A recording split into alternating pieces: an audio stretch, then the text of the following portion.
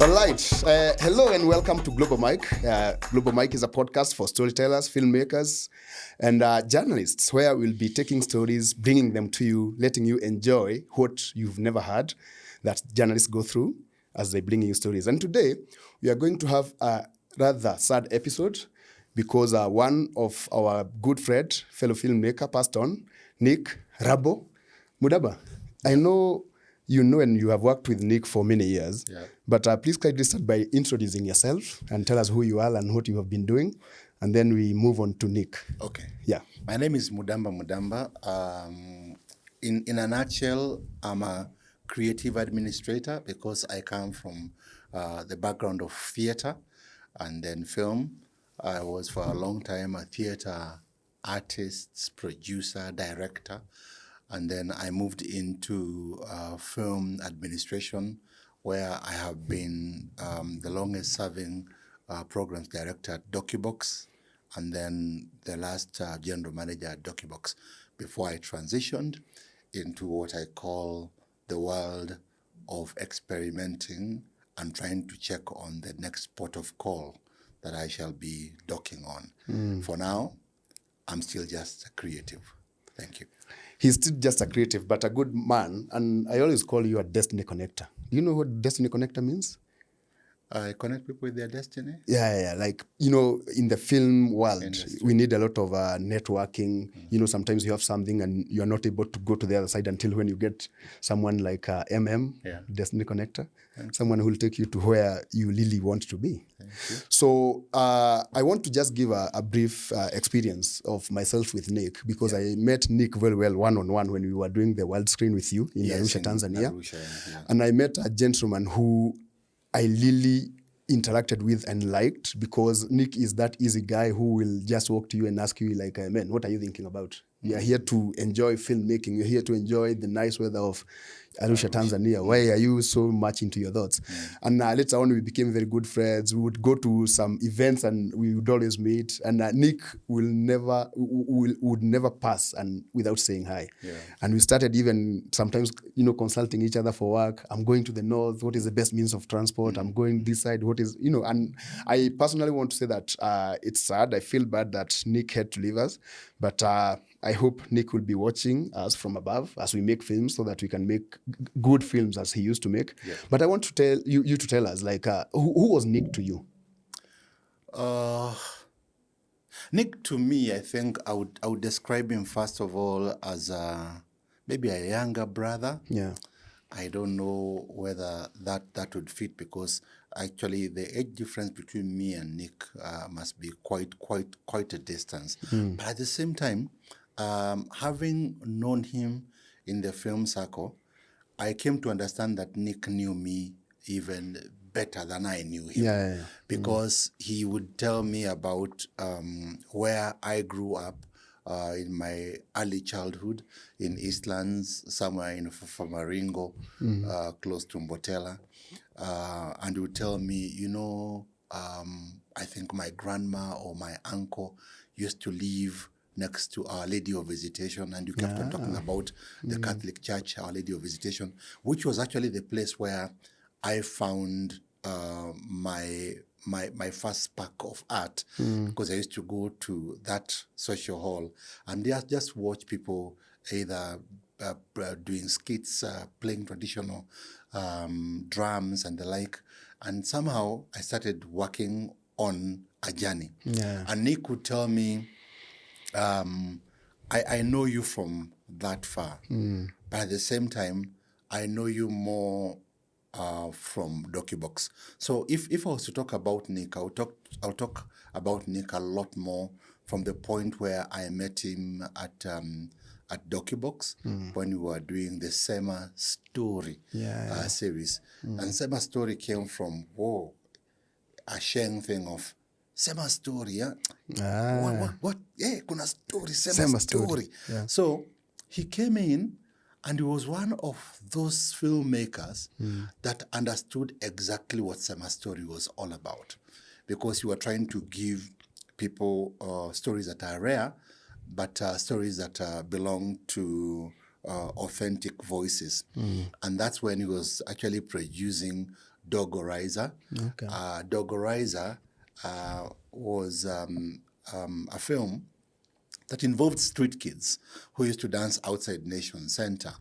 And what would happen is that Nick had started already on the project because he always picked on projects that already had a promise. He had started on the project, and when he took it up, he went to the full length. Yeah. And it is the stories around those kind of filming that made me become a lot more intrigued with Nick. Because you can imagine a solo guy, maybe with an aide or an assistant, walking the streets of Nairobi and going to shoot street dancers who dance in the streets from around 10 o'clock to around midnight or 1 o'clock. And this is just a solo guy with a camera. So the intrigue became the thing of, how do you do it, Nick? How do you find yourself in the streets of Nairobi? You don't have a car. It tells me, wacha nikwambie, when I would get to the streets, those guys are the ones who made me get the confidence, because the first thing I used to do was to shoot them with a phone. Then they told me, utashoot na hiki tupe yake. Then I started coming with the camera. And they're the ones who gave him protection to shoot them on the streets. And he did that for the longest time. And somehow, as they were providing the protection and as he was doing Dogorizer, I remember him talking about how at times he would end up eating with them. At times, he would actually find them either high and the like, and they would have to wait, first of all, for them to sober up before they can do stuff. But the phenomenal film that he made of Dogorizer and then the street dancers was something that actually made me connect with him very, very easily, because I come from Eastlands. But I think one of the last things that Nick actually really surprised me on was a year or two later, after Dogorizer had actually been able to premiere at our Short and Shorts. And this young guy called, I think, Josephat Kemboi? No, Josephat Kiprotich. Josephat Kiprotich was the Dogorizer. He was actually... he was the character now. He was a star. And he used to be a very good dancer. But now, Josephat Kiprotich developed some complication, and he passed on. And Nick was at the forefront of fundraising for Kiprotich, for his body to be retrieved and to be taken all the way to Kapsabet.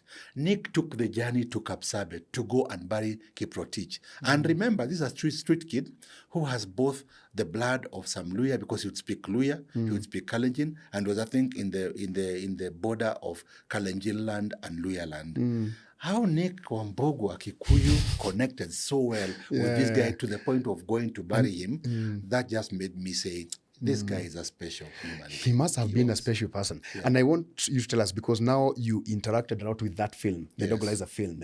How long did it take Nick to do that film? And again, how was it received? Because again, in the screenings and all that. I think it must have taken Nick around, if I'm not wrong, maybe 3 years.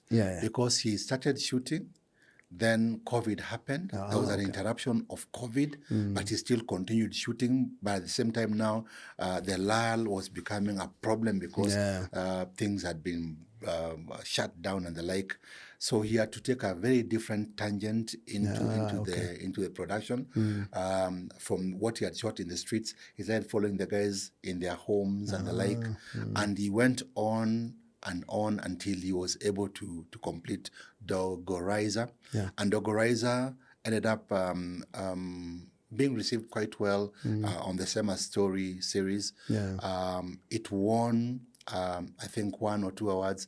I remember Dogorizer is one of the films that actually made him go to ZIF. And in ZIF, there was always a very interesting story that Mungai was giving about him and his movement in ZIF. Let me not use real names and just say Nick was always able to find his way out into a space. So he finds himself in, I think, in Tanzania, and he doesn't have enough funds to move around. So he ends up being told by one of Tanzanian guys, ndakupatia ID bana, usiwe na wasiwasi.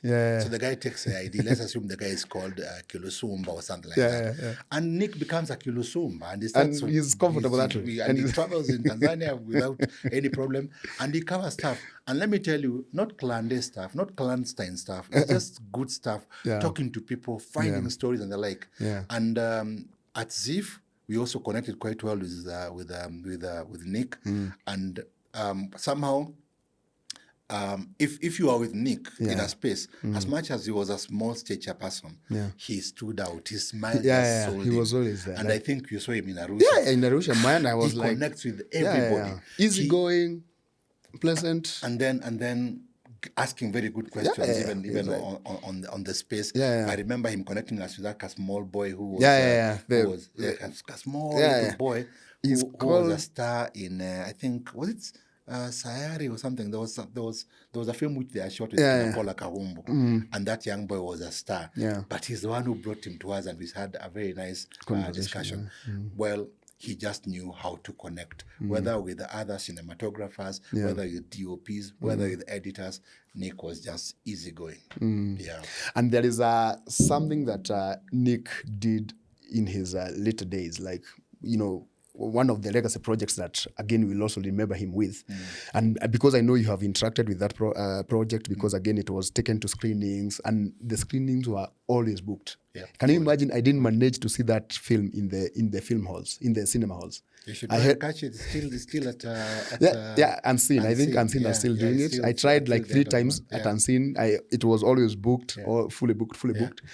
Give us the distinction of the People Shall and the Blood Parliament that a lot of people are associating Nick with. Okay. One, I would say that Nick was never a coward, so I would not say that he would shy away from speaking about the kind of work that he did and the courage that he took to do stuff. And as much as people are talking about Nick, the producer of Blood Parliament, has passed on, I want to say or to contend that Nick never took credit for Blood Parliament. Nick actually took credit for The People Shall. That is the film that he produced with Mark Minor and James Smart. And ideally, it was actually a Gen Z film that went to very close proximity to the people who were either being hurt on the streets and the guys who went through a rough time on the streets. And Nick's camera plus his friends who are involved in the same. Again, I don't want to keep on quoting names because people are associating this with Blood Parliament. I don't want to put people in trouble. But Nick and his film stood out so well. And The People Shall has become one of the films that I think any person who is young and young at heart ought to look at to understand what the Kenyan youth wanted to see happening with their government and the changes in our system, especially after the issue of the finance bill and the uprising of June 2024. And for that matter, Nick was arrested with 4 others for Blood Parliament. And he spent quite a bit of time trying to get out of that issue, and I think they were in for several days or weeks, and then the equipment was confiscated for over 72 hours, and somehow when the equipment came back to them, according to Nick, it was compromised. Just things that happen to people. But that courageous young guy, small body, is the kind of person I usually keep on describing as the little giants of cinema in this country, because Nick's film would end up becoming a testament of what a young person from Eastlands who grew up in Eastlands or did quite a bit of time in Eastlands could be able to do using his camera and going to very close proximity, even when it is dangerous for his life, and capture stuff that is very, very important to him. So that was Nick. And I want to read something that comes to like beef up what you've just said. Yeah. So I saw there's a group for creatives that I yeah. used to work with Nick and have been doing something together for him. Yeah. And there is a Boniface Mogi. You know Boniface? I know Bonnie. He's a good friend of yours, I think, as well. He's a good friend of mine as well. And he says, as we grieve Nick's death, may his story inspire you to leave that boring job, find your purpose, and live a life that leaves an impact. I am so grateful for Nick's life. May God comfort his family and friends and give them strength. He will be dearly missed. And I can say at the same time is I want to celebrate filmmakers and the creatives for coming out in big numbers and being able to support Nick's condition. And there are many who have actually been able to put up stories on that page. I know even Hutani Rongo wrote some a nice article on Nick. And many other people, including Kitale Film Week, that I'm part of. And I saw that, will be by the way. coming. It was posted as well. Thank you. It will be coming in February. And the stories, the pictures, they just come alive, and you just you can see Nick and the phenomenal Nick, who at one point is a filmmaker, cinematographer, a drone pilot. Then at another point is a DJ and moving on. Did you ever attend Nick's DJ? I missed that. If someone has some videos that Nick was DJing, please share with us. It was called DJ what? I did DJ what? Yeah. It was something to do with eating. I don't know, DJ Cooler or something like And I think the other thing that I also know maybe we will touch on is one of the other projects that Nick was working on. Sure. And that was, I think, following his love for DJing and music. He was doing a story on Them Mushrooms, one of the foremost music groups in the country. And Nick was able to show, again, the human side of Nick. He would again follow them in very close proximity. And I'm told, and I think I saw even John Katana talking about him traveling with them to Teddy Kalanda's funeral and being able to capture and cover their stories very genuinely. He was always very sensitive, very protective of his characters, and at the same time very sensitive to who they were and the like. And somehow, even when it came to stuff that looked a bit maybe dangerous and the like, Nick was the person who always remained calm and sober and easy. And at times, even if I cross over from Teddy Kalanda and them Mushroom and the story that he was following, which, by the way, ought to be finished. So I hope that, again, in honor of Nick, something great will come out of the Them Mushroom documentary that Nick was helping to direct and produce. But at the same time, I remember Mark Miner, who was a producer of The People Shall, talking about moments when at times things were really low. For those who were able to follow the Gen Z uprising, that's right. There were moments that were really, really, really low and painful. And there are moments when people would want to slow down and just exhale. And I'm told Nick is the one who would hold the ship and tell guys, we have to continue, we have to move on. That's such is the phenomenon. The experience I have from the Gen Z protests, because I would want to say something, is that I downed my tools as a filmmaker. And I was like, the cause is so needed, so I will go to the streets with the Gen Zs. So I marched on the streets for more than 4 days of the Gen Z protests. I was not on the 25th one, the one that turned so bloody in Parliament, because I was in the village for the burial of a friend of mine. But now, being on the side of the people that Nick was filming, and thinking about the dangers, and especially on filmmakers, cameramen, and all that, because it was the policemen were so brutal on, especially cameramen, because you are showing the bad side of what they are doing, and I can imagine that Nick and other filmmakers that filmed during those very difficult times, like you say, managed to come up with a product like what Nick and colleagues made of the People Shall. Yeah. And we will forever be indebted to that guy. Because, come on, guys, that was something very outstanding. But again, I want to pick it from you because, again, like I said, you had interacted with Nick quite a bit. How was Nick able to always, you connect and always communicate back, interact, and be friends with the people that you filmed, you worked with, like the story of the dancer? How was he able to do that? Because a lot of times we do stories, and unless when someone pushes you to the corner so that, hey, where is the material that you filmed? You told me you were doing a documentary. Some of us are always pushed, but you couldn't push Nick. He was doing it voluntarily with love. And I think if I was to just say, there are people who really have the passion for their craft. And for most filmmakers who end up becoming documentary filmmakers, it goes a lot more to the reserve tank of passion for one to do what Nick was doing, because you don't get paid. Instead, in fact, they end up stoning you. True. People want to smoke you out of your space.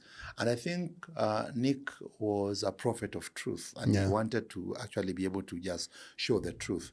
He wasn't the guy on the streets. He was covering the guys on the streets. On the streets, yeah. But he wanted that truth to come out. So when you go for him as though he was a protester, or when you go for him as though he was the guy on Blood Parliament, it is wrong. But the way Nick was able to treat his characters was so special. Yeah. I already mentioned about Josephat Kiprotich and how he was able to travel all the way to Kapsabet to be with him. But remember, it is this same Nick who would say it is these street guys who would be his protection on the streets. And he once told me about the life of a real creative. And he told me, do you know that real creatives, when they find themselves in the streets, especially if you are, for example, a musician coming from a club with your guitar at 2 or 3 a.m., at night, you think that those street kids will disturb you or will mug you. They don't.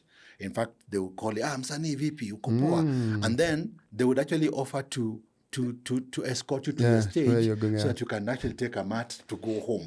They knew you are also a survivor. Exactly. So when it comes to real hustlers, man, let's be honest. Hustlers know who hustlers are. And hustlers protect other hustlers. And I don't want to talk too much about that side of life because we've heard of hustlers and we've heard of hustlers. But I think when it comes to the issue of hustlers, if Nick was that hustler, he protected his hustlers so well. He filmed them genuinely, and he was able to share his stories with the world with a genuineness that was completely rare. He protected the characters. He was able to walk with them through the life. I said he was even able to share chips and at times a meal with these same street kids on the streets. And at times when exhausted, you'll find him lying on his shoe on the same streets with these guys. So when you look at a person who lives the life with the guys, you just tell yourself, well, Nico, Rambo. And then you see the life of a filmmaker and the life of a journalist or a storyteller as well, they still merge at a very, very, very, tricky point. Because, it's the same Nick that would do the hired stories and take them all the way to the world. So you interact with the person who is down there, and then you interact with the person who is up there, and that never changed Nick. And I think, if I'm not wrong, we were talking about the way he was able to work on that level, then find himself working on either Team Sayari with Paula Kahumbo, whether as a filmmaker and a cinematographer, and the films will find themselves at different levels. Or if I'm not so certain that this I have to put a bit of a disclaimer. If he was actually working with Sam Soko on shooting Softy, films that would end up becoming world-class movies, it never mattered at what level Nick was working. His work always struck That's why he became an award-winning filmmaker. He had the human heart. And I remember also, once Nick passed on, some years back when we were discussing and looking at stuff to do with some of our friends who had parted in 2024, end of the year. Yeah. That is Frankie Ashiruka and Claire Ashiruka. Nick was the first to call me. Nick called me, Kanambia Mdash, have you heard? Kanambia, heard what? That I've just had some bad news and I don't know whether it is true or not. Yeah. I think Frankie and Claire have been involved in a bad accident. Yet to get the full story, but keep it mum. Then he calls me later and tells me, I've actually been able to confirm it is so. Frankie and Claire are not with us. Why was Nick telling me this story? Because a month earlier, in November, we were with Nick, with Frankie, and some Nigerian filmmakers, and we were discussing how we'll continue upping the game both in East Africa and West Africa, and how Nigeria needs to rock into Kenya, and how Kenya needs to rock into Nigeria, with me, Nick, OK, and Kina Frankie and the like. And therefore, the devastating news of Frankie and Claire passing on was so crazy that Nick straight on convinced me in the very early stages, we need to do something for Frankie. That's how we did a candlelight for Frankie at Kitale Film Week in 2025. And now 2026, I don't know what, because Nick's People Shall is supposed to be one of the major films that is supposed to be showing at Kitale Film Week and be part of a central thing that we are calling the Youth Critique Circle. And Nick had actually committed to come to Kitale Film Week and be part of that whole game. Man, we'll miss the guy. And he was such a fantastic guy. We did interviews with him at Kitale Film Week, seated and flanked as we were interviewing quite a number of guys in Kitale. We'll miss Nick. We'll miss Nick. I have seen that you've attended spaces that both Nick and you were speakers. How was Nick like talking about his work to other filmmakers and also the members of the audience? I think Nick is a very unique character. He never carried himself as this star award-winning filmmaker. He carried himself very simply, and yet his words were always very wise. He always was able to articulate himself so well, and I think for this reason, I will let part of his work just be able to speak for itself, because he was one of the last guys who was able to train NBO filmmakers in Kaloleni when NBO was happening this last year. And he was, in a way, what he told me was, I needed just to give back because I grew up in Eastlands. Mi niliona niende back nipatie hao watu nini part of what I have learned. Because I've learned it through a lot of it's expensive to learn film, but I thought I should just give it as a token. Nikaenda NBO na nikapatia trainings, and they were very enthusiastic, and he was looking forward to the next NBO to be back again to do the same this year. He's a guy who would find himself at, for example, ZIF, and just light up the space. And guys would know Nick is present. Smile yake ni deadly. His PR was at a different end. I think his relationship with the docu-boxers, whom he loved to interact with so much, Kina Susan, Mungai. And man, I have to say this for Mungai. Thanks. Sure. You've done well for Nick. Mugai is a brilliant gentleman. And actually, I talked to him yesterday, and he was like, I'm engaged because of whatever that is happening. And I'm sure we'll get... I'm sure, we will, when everything is done, Nick's burial is on Thursday. Yes. When everything is done, we are going to have another podcast for Nick, a dedication. And, because like you're saying, I have been looking through like the group of filmmakers that are in the group of, as we celebrate and plan for Nick's send-off.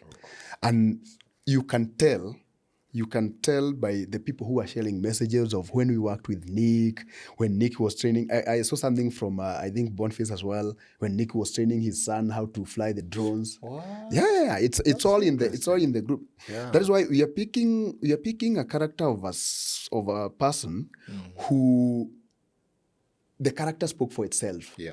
He didn't wait for people to talk about him, like you're saying. He didn't come into the room as a big person. No. He will just sneak in. Yeah. But when you asked Nick to either help you through something or to assist you in doing something, he was always there for you. And for the filmmakers in the group, thank you very much for all the good comments you've sent about Nick. Oh, I've seen something. Amen. Yeah. I think he was DJ Msosi. Yes. Yeah, because he liked food. Kabodi kake ni kadogo lakini anapenda kudish kinoma sana. Yeah. You see, I'm seeing a quote here from George Gashui. Yeah. They were eating. You see this picture?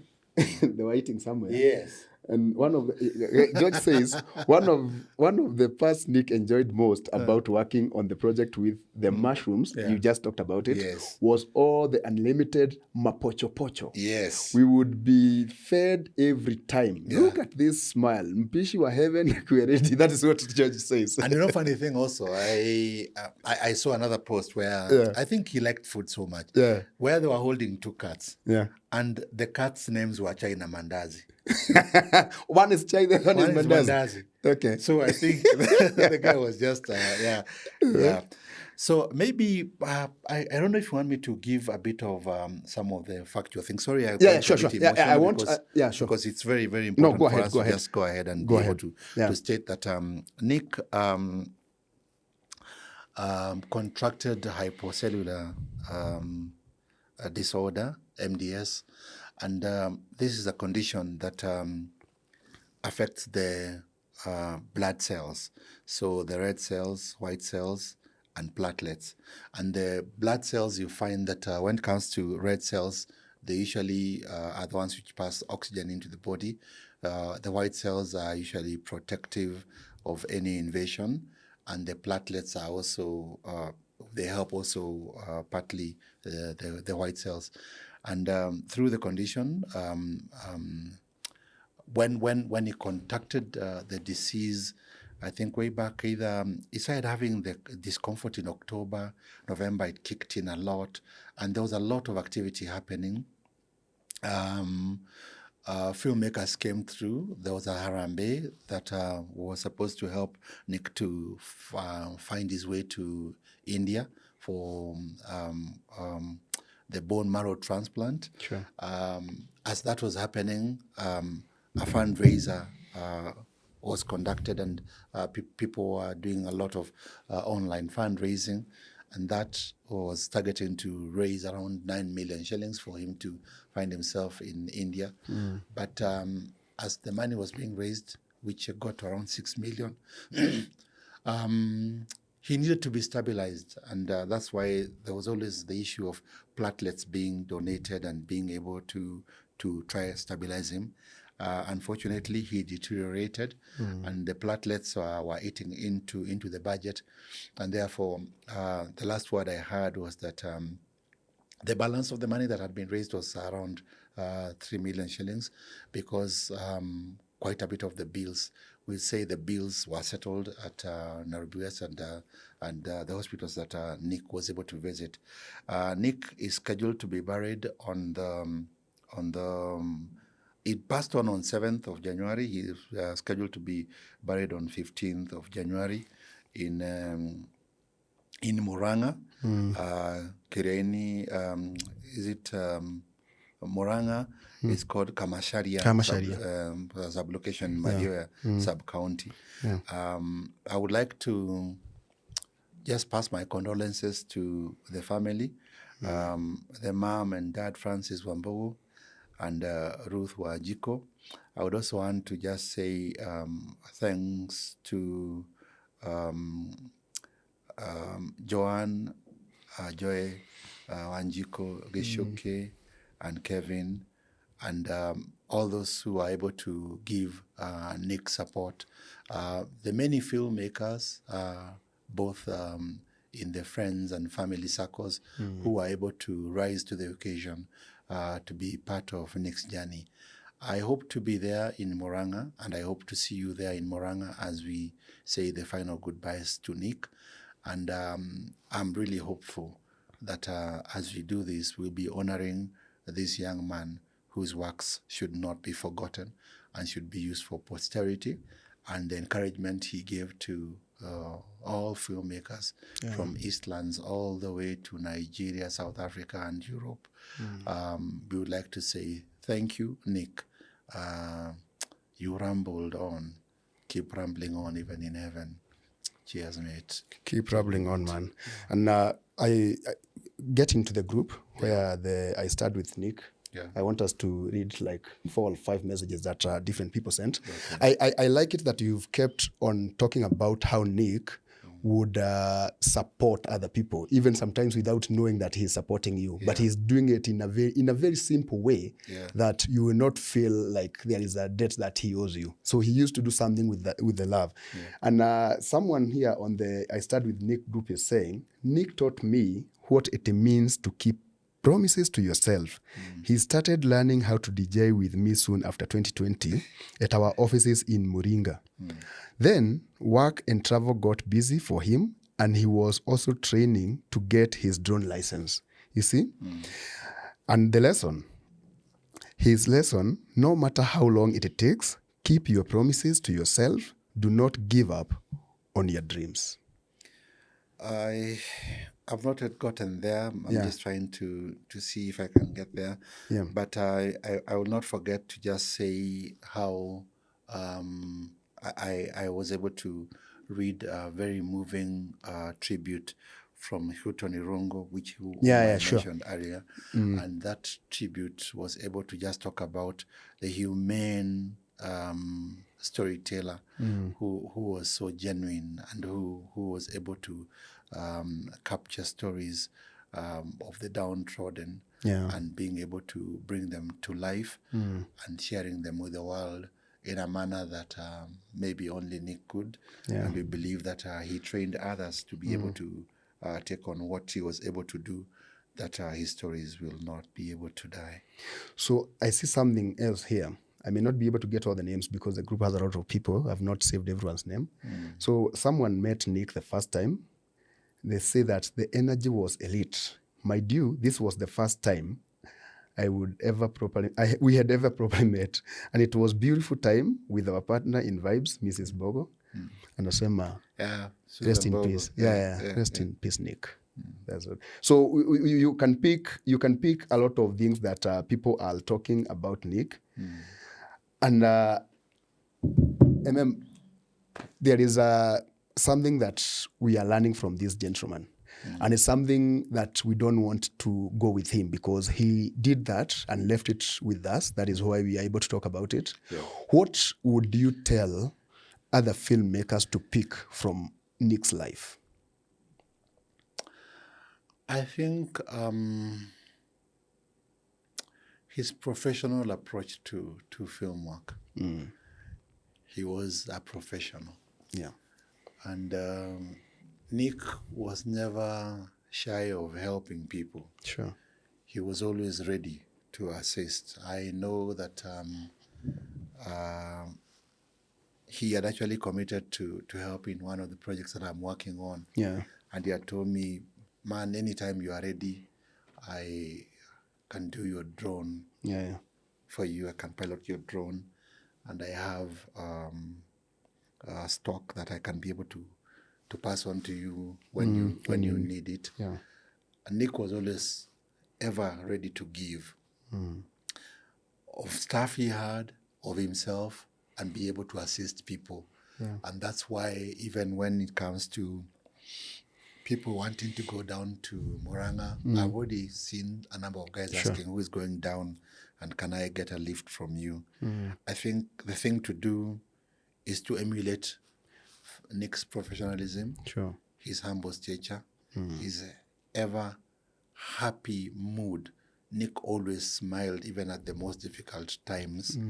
Man, we went to see Nick at the court case one of those days, And they kept on shifting the time from 9, because he was supposed to be there the first thing. 9 o'clock he should be at the courtroom. Yeah. Then we get there at 9. Then they say, no, it will be happening at around 10. Yeah. Then it's moved to 11. Then it moved to around, I think, 2 o'clock. We even went for lunch and came back. And imagine Nick was just easy. And that time you are looking at him and saying, how? At times I look at that and I ask myself, could it have been one of the things that jolted Nick to get into the condition that he got himself into? I don't want to go into rumors, but I just want to say that our bodies can be so feeble. So when we are shaken so hard, something can happen and just tilt the moment. Because this guy was healthy, man. He was kicking. In September, we were doing stuff with this guy. We were laughing and joking. I think in October, we were with him at the shots. And it was a blast. He was just having fun. Nick was just his phenomenal self. How then in November things turned and took a different hata sijui. So I would say quite a nosedive. Pick that. Pick his professional way of doing things. Look at the way he interacted with other filmmakers. He worked very well with editors. I remember the kind of relationship that he had with the Africa Post Office was super cool. The relationship he had with the docu-boxers was great. The relationship he had with the other producers, whether it is Kina Tony Kamau, Sam Soko, all the way to Kina Zipi Kimondo, Nick was always just the guy, the glue. Anashikilia watu. Alafu, naambiwa tena kwa sherehe alikuwa ni ndio kaende. But let's have fun. Even as we mourn as we work and you can see you break, then you tell yourself, but Nick would not have wanted you to break. Tutaka ushereke, tushereke life ya Nick, tushereke kabisa. Nick is watching us from up there, I believe. I want to read 2 more comments and then we come back and conclude this. So someone says, like I said, a lot of names are appearing on the 3 names and all that. Someone calling himself Nay says, I can confidently say with a lot of confidence and certainty that I would not be where I am in life, videography and photography, without Nick and Morris. I think Nick was, Morris is Nick's colleague. He used to always make sure I had access to the office at Folklore. He always made it easy to access equipment for free when I didn't have a penny. He taught me the Canon DSLR, but more importantly, he encouraged me and taught me to live life laughing and with energy. I read that because of what you just said, that at the end of it all, Nick would always, get into the room and the room would be, this lively and lit. So Janice says, we've lost a little one for real.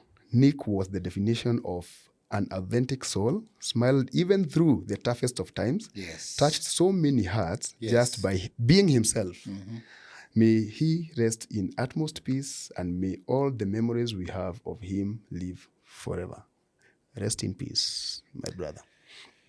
So, because Nick's memory are going to live with us, and I'm sure there's a group of creatives that I'm sure most of the things that he wanted to do that he never did, some of the creatives will help do them.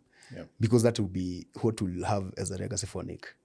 And I think something else that I would also add is the way Nick took the journey of that sickness. In fact, you'd meet Nick and as he talks, instead of you encouraging him, he would encourage you. He would make you feel we are going to get back. Tutarudi tu hivi karibuni. We will rumble back. And then he starts giving you what has happened since you've last met, the kind of the procedures that I've gone through, and what he's expecting and waiting for. That's another positive side of him, because he recorded the stories.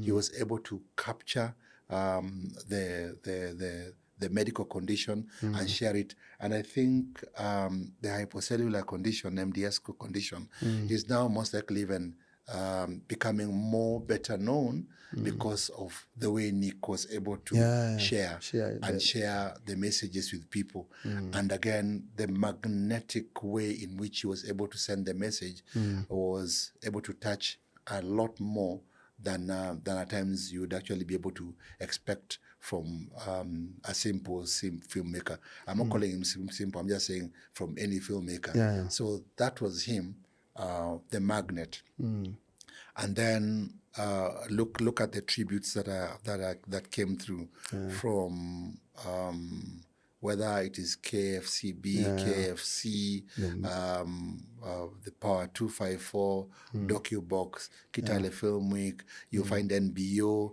I think every body that worked with film, KFTPA, all of them sent a tribute for Nick. That is a person to emulate, for sure. He is. Thanks, Nick. Thanks, Nick. We'll leave it at that point. And we will keep updating and keep sharing with the people who are not in the group on the burial. And we've said that there is a common means of transport being organized for everyone. And if you can go, or rather, let's go together and say our goodbyes to Nick, because his legacy lives on. And we are going to see a lot more, because I know, like we've said, filmmakers are willing to carry on what Nick was doing. I know Nick had a lot of friends like here. And I started by saying that is a destiny connector. So we'll still see more filmmakers coming from MM's hands or through his guidance. I'm happy to be your friend. I'm happy you are here. I'm happy that we can be able to do this together. And guys, we lost a filmmaker. Before you sign off completely, because we don't want to sign off. No, sure. Let me just say, Nick, in the truest land way, safiri salama, tutaonana baadaye. Ciao, man. Ciao, tutaonana baadaye, Nick. And this is the Global Mic, a podcast that will be bringing you stories from journalists, filmmakers like Nick, and storytellers. Because at the end of it all, the story maker is the most important person. Bye-bye.